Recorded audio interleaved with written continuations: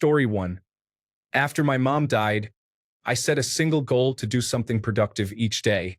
For a while, it was getting out of bed. Then it was brushing my hair. Then it was cooking something to eat. As each little thing graduated from my task for the day to just habit, I would add a new thing. Took a while to be functional again. It really did feel like I was crawling when everyone else was running. Story 2. This is going to sound stupid to most who haven't been through it, but my ex-husband of 17 years cheated on me with my best friend. It's all so cliché. We had 2 preteen boys that he didn't want anything to do with. Somehow, I kicked him out of the house, didn't accept his fake apologies, and then watched my run turn into a walk, then a crawl. I dragged us through every day. It happened during the last 2 weeks of school, and I still went to their end-of-the-year award programs and smiled, even though neighbors were whispering. I hosted birthday parties minus a parent, and I taught one to drive. I am not completely sure how I was strong enough, but I brought us all forward in those dark days. I wasn't going to let this affect them. And now, even with their dad living 3 miles away with his new family and acting like they don't exist, I crawl with them on my back. I really appreciate all the kindness. It's comforting to hear the positive thoughts, as it's often so isolating. I can't believe I received so many comments. I plan to read and respond to all. Oh, and the awards.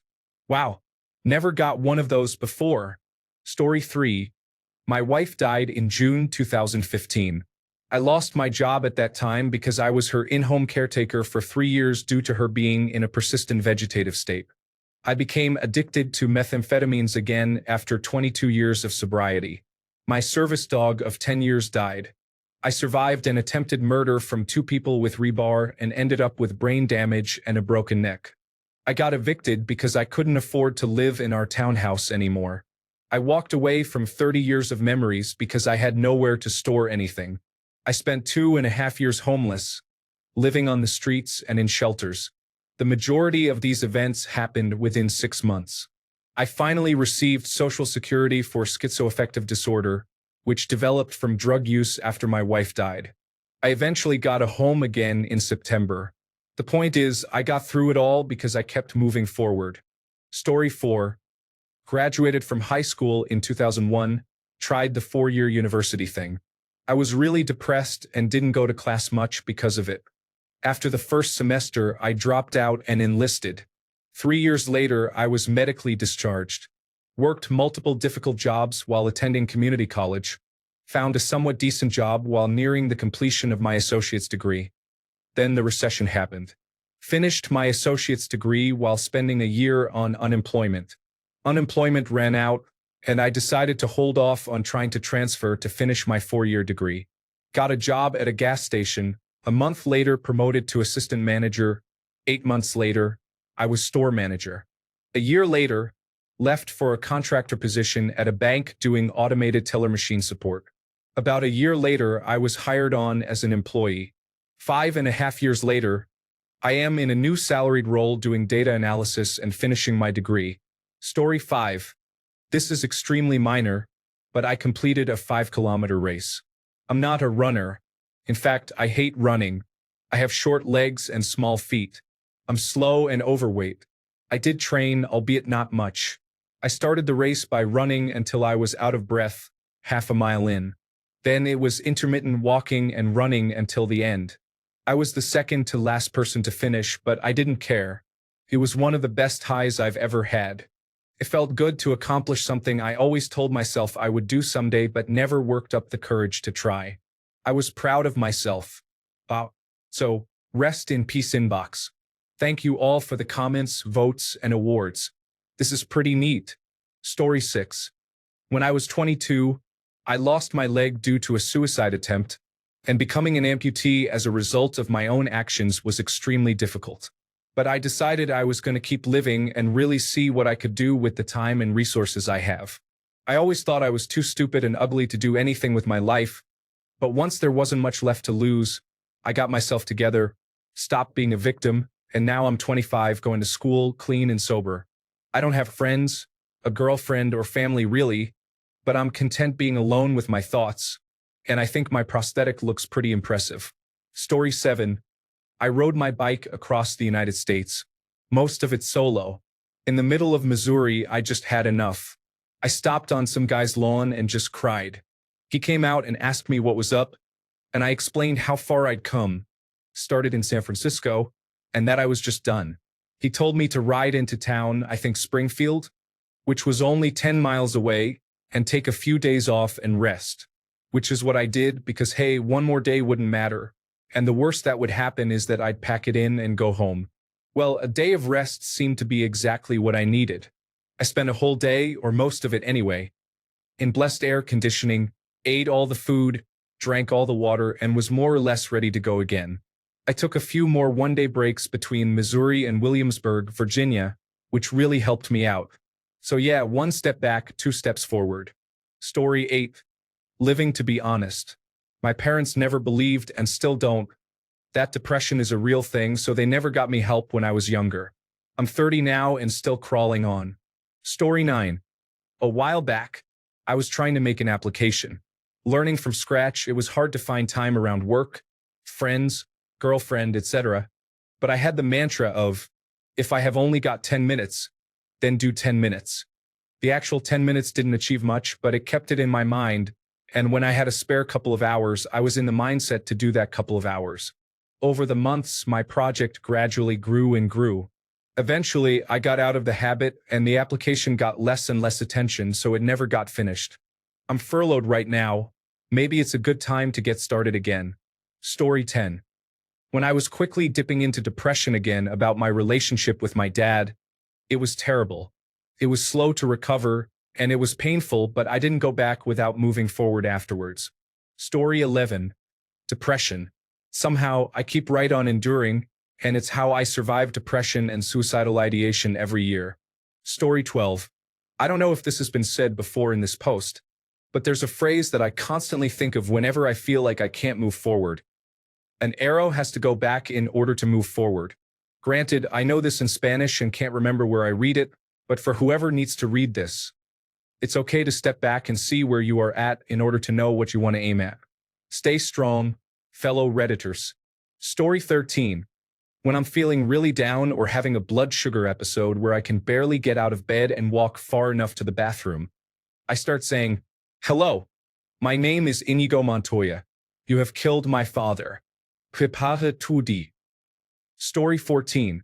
When my heavy wheelchair broke down right before my final architecture school assignment, I asked random strangers to take the freshly printed floor plans to the right classroom. Everyone was running to get their own things delivered in time, so I asked people to push me for 10 meters or so.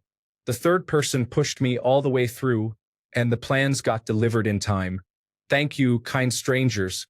Story 15. Drawing. After losing everything I ever drew in my life due to a poor moving company, I was devastated and didn't draw for a few years. Eventually, I got a whiteboard and said, I'll just do a simple little doodle once a week.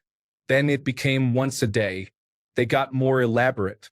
Then 5 days ago, I picked up a sketchbook and pencil for the first time in years and said, just 10 minutes, a couple of days a week.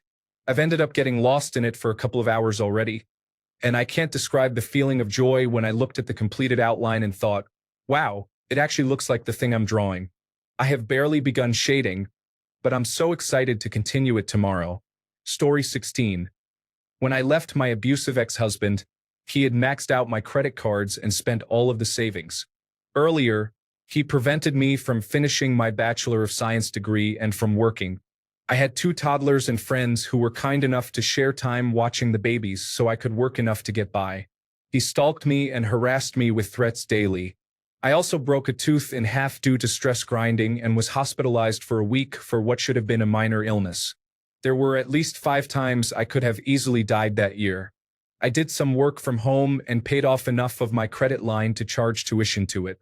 I honestly thought it would kill me, but I finished a degree and kept my babies alive while well under the poverty line, with only some help from friends. Just enough childcare to cover, sometimes not enough, and I'd have to call in. Felt impossible. The only thing that got me through was telling myself that I could because I was already doing it, so I could keep on doing it, and the belief that eventually it would be better. We got through. I got a degree and a decent job, the kids are well. I bought a house. We've come so far in just a few years. It's amazing, really. Story 17. I was deep in depression for most of a year. No job, no friends, heartbroken. I had a roof over my head thanks to my parents, but nothing else besides. I had no idea what I wanted to do with my life and no resources to pursue it if I did. Something like finishing college or traveling the world or pursuing my artistic dreams or having a loving relationship was completely beyond my grasp. But one day I messaged an acquaintance, actually, the ex-girlfriend of a guy I knew, and I asked if she wanted to hang out. Eventually, that became a relationship. We got married, I started publishing books, we lived in Europe for a while. None of that was possible from the place I started in. But I dug myself out one small victory at a time. Life keeps changing. I'm divorced but in a much healthier and happier relationship, living far from where I'd ever been. I found another fulfilling career and lots of good friends. And I'll never fall into the place I was again because I have the memory of my own success. Once you can recall confidence, you can always use that as the first step to anything else. Story 18. Overcoming sex addiction. It caused the end of my relationship, and all I can do is keep pushing forward. If I stop the momentum, I will be stuck at square one in the pit of despair. I will do better every day from here on. Story 19. Could not become a veterinarian. Realized too late into my career that this was the career I wanted, and instead I adopted a ton of cats, volunteer at the zoo, and have recently applied to be a foster cat mom. Animals really give me joy. Story 20. Higher education. If I cannot get an A, get a B. If I cannot finish a paper, at least write 3/4 of it really well. And if I feel like giving up, just do one sentence at a time. So far it has worked. I have one semester left for my bachelor's. Then it is Harvard. Story 21. The one time I went to a sexual assault support group at the hospital following my overdose, which was a reaction to being raped, the therapist told me this exact quote. I was 18, and not one part of me wanted to be alive, and those few weeks were the hardest of my life, but those words stuck with me. I didn't really get out of bed much once home, but after a few days, I kept thinking about this and remember quite literally rolling out of bed and basically crawling to the bathroom to shower for the first time in a while. A very literal example, but I think of this quote a lot when times are tough. Sometimes you really just have to endure and crawl until you can continue on your path walking. Story 22. Sometimes it's just the dishes. You have to just roll up your sleeves and do it, even if you're tired and just want to watch Netflix and become one with the couch. Story 23. Pulling myself out of a mental health situation, hearing voices. I had full conversations every waking moment for about a year. Then one day, I woke up and said, screw this. This isn't normal. I got serious about fixing it, and I did it. Story 24. I was once a fully non-functional alcoholic. In and out of jail, losing jobs, almost died, the whole 9 yards. Now I'm a functioning alcoholic. I drink way too much, but I have a stable job, haven't been arrested in over 3 years, building credit, the whole other yard. So I have that going for me, which is nice. Story 25. My life was completely devastated by sexual violence in my teens. It took a while for it to sink in and for the effects to kick in.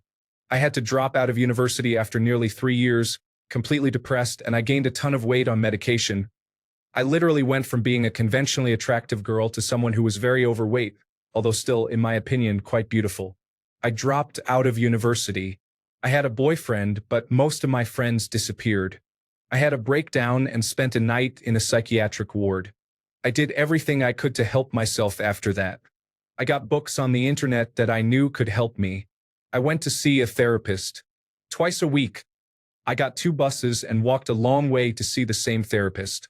I was huge from the medication and felt like such a failure, but I just kept on going. I got a part-time job, which really helped me with my emotional regulation.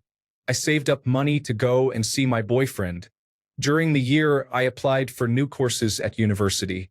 However, in the ultimate act of humility, I ended up continuing the same degree at a much lower-ranked university. I still had a good time.